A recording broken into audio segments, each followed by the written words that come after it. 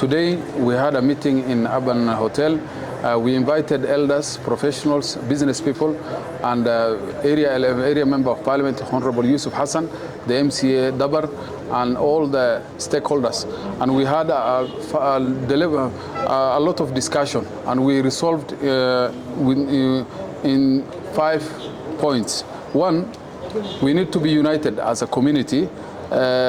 And the community and the elders and the business community and elected members, we need to be united for purpose of 2027.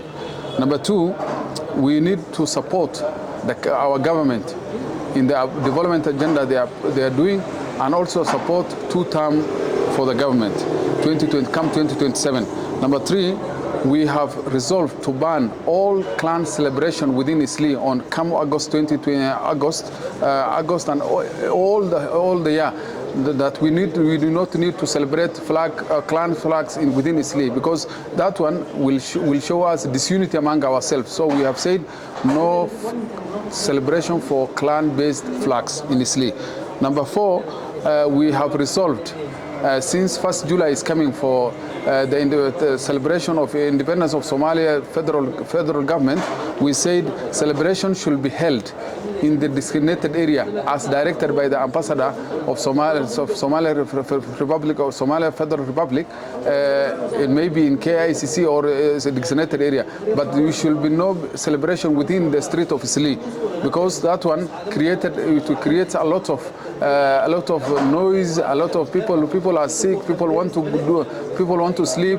We see when it is 1st July, all the streets of Eastleigh, there is a lot of people, youth coming together. So we say, let's have law and order in Eastleigh. We don't want that celebration to be happening in Eastleigh and the street of Eastleigh.